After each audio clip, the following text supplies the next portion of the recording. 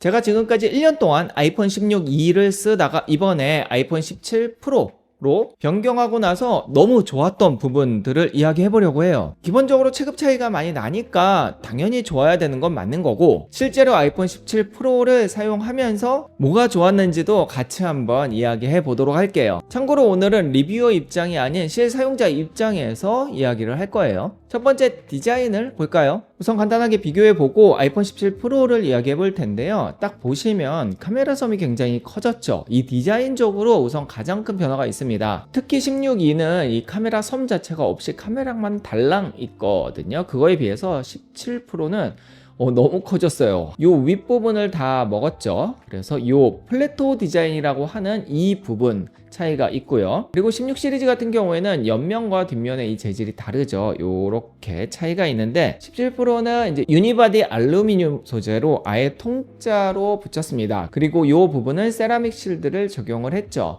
이게 딱 보시면 세라믹 실드 중간에 애플 로고가 있는데 얘는 전체적인 카메라의 중간에 애플 로고가 있어요. 그것도 차이가 나죠. 그래서 딱 보면은 아래쪽에 있다는 점, 물론 이제 충전 단자는 요쯤 똑같이 있는 걸로 알려져 있어요. 뭐 16에는 이미 다들 많이 봤으니까 빼고 17E를 조금 더 보면 디스플레이는 이전보다 더 강해진 세라믹 실드 2를 적용을 해서 흠집에 더 강하다고 하고요. 색상은 요 코스믹 오렌지, 그 다음에 실버, 딥블루 이렇게 세 가지 색상만 나왔습니다. 화이트나 블랙이 안 나온 게 조금 아쉽기는 해요. 뭐 당연히 뭐 베이퍼 챔버라든지 이런 부분 발열도 되게 좋다고 해요. 또 하나 차이가 요 AOD, 이거 뭐라 그러지? 상시 표시형이라고 하나요? 그게 들어가고 안 들어가고가 있죠. 이렇게 누르면 얘는 완전 꺼지고 얘는 아마 밝기가 1니트까지 줄어드는 걸로 알고 있어요. 그리고 120Hz 프로모션도 이제 16E, 그 다음에 16에는 안 들어간 게 17 프로, 17에도 들어갔죠. 그 부분도 차이가 납니다. 그래서 화면을 보면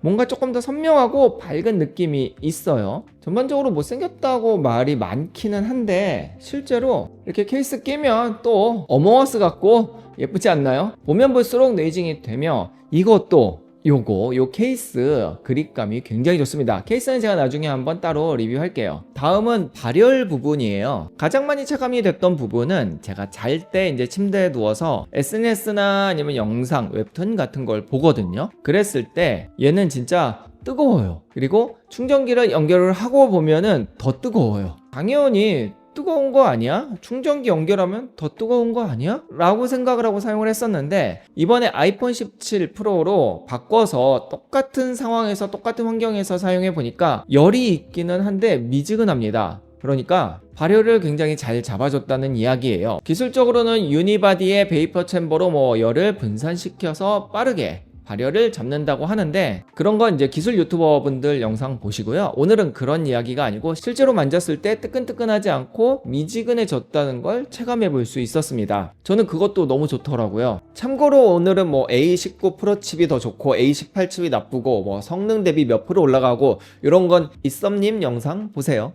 자, 다음은 카메라 성능입니다. 사실 저는 가장 많이 체감됐던 부분이 카메라 부분인데요. 제가 만약에 아이폰 16 뭐 프로나 16을 썼으면 조금 덜 체감됐을 거예요. 그런데 아이폰 16E는 카메라가 하나예요. 그 이야기는 망원도 안 되고 광각도 안 된다는 이야기예요. 여기에서 더 불편한 게 뭘까요? 써보신 분들은 알겠지만 광각 부분입니다. 저는 야외에서는 뭐 액션캠이나 아니면은 카메라로 실제 이런 컨텐츠 촬영을 하는데요. 어차피 카메라 가지고 다니니까 뭐 컨텐츠 촬영은 뭐 카메라로 하면 되지 라고 생각을 했지만 실제로 그렇지 않죠. 아이랑 나가거나 가족들 사진 찍어줄 때 급하게 뭐 이런 인스타 사진 찍을 때에는 카메라가 하나라는 이유로 광각이 안 찍히거나 그 망원에 집중되는 화각을 쓰지 못한다는 이야기는 꽤 불편하더라고요. 있는데 안 쓰는 거는 괜찮은데 없다가 가끔 진짜 1년에 한 번 사용을 하는 상황에서 불편하면 그게 이제 되게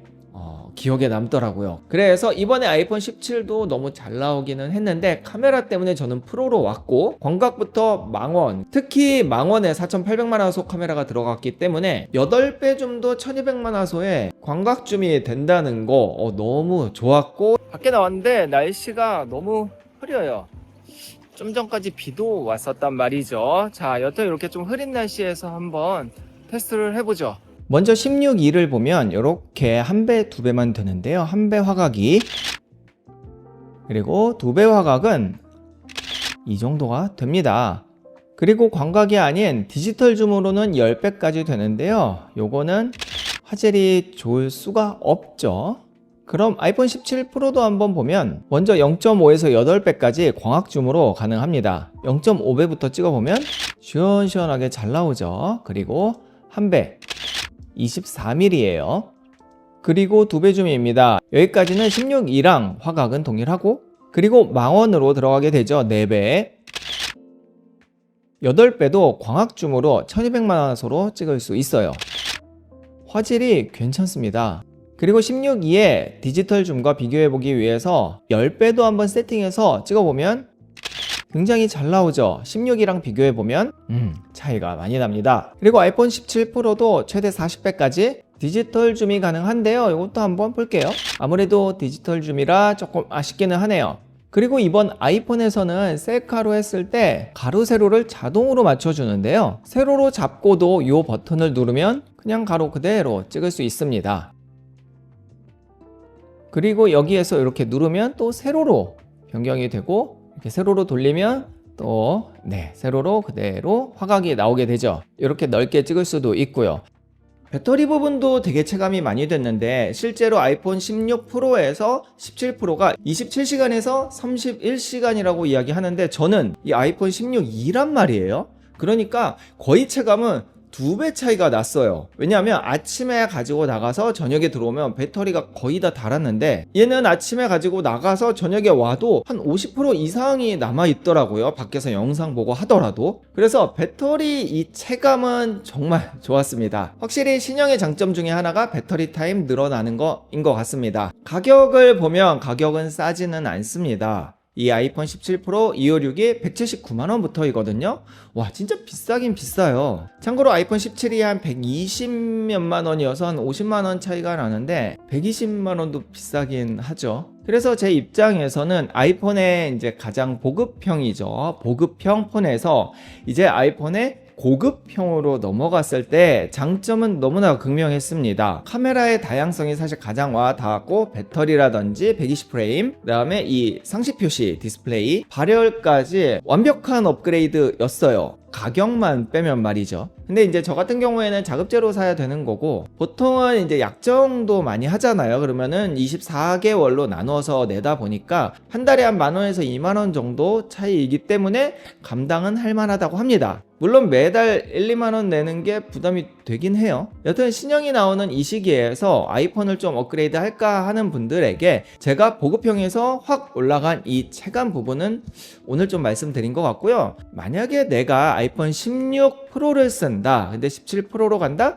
이 완벽하게 바뀐 디자인 외에는 그렇게 체감되지는 않을 거예요. 왜냐하면 카메라의 화질이 좋아졌다 한들 어쨌든 망원이 있고 광각이 있고는 동일하고, 배터리가 좋아졌다 한들 27시간에서 31시간이니까 당연히 좋기는 하지만, 지금 1년밖에 안 된 잘 되는 폰을 버리고 넘어간다? 이것도 조금 애매할 수 있을 것 같고요. 물론 이제 센터 스테이지 기능은 되게 좋기는 해요. 그 외의 부분들이 조금 애매하긴 하죠. 물론 아이폰 16에서 17로 가게 되면 프로모션이라든지 카메라라든지 이런 것들이 많이 업그레이드가 됐기 때문에 그거는 16 프로에서 17 프로 가는 것보다 조금 더 체감이 많이 될 것 같아요. 근데 사실 다 떠나서 신형 나오면은 신형이어서 사는 거지, 뭐 성능이 업그레이드 돼서 산다? 그건 아니잖아요. 성능 때문이면은 사실 그냥 14도 너무 좋고요, 13도 너무 좋습니다. 게임 다 되고 넷플릭스, 유튜브 너무 잘 되니까요. 그냥 신형 쓰고 싶어서 쓰는 거잖아요. 혹은 약정 2년이 다 넘어가서 사는 거죠. 오늘은 IT 리뷰어 입장이 아닌 실사용자 입장에서 어느 정도의 체감이 되었는지 한번 이야기해 봤습니다. 되게 어색한 게 맨날 수치 비교하고 성능 비교하고 외관 마감 비교하고 하다가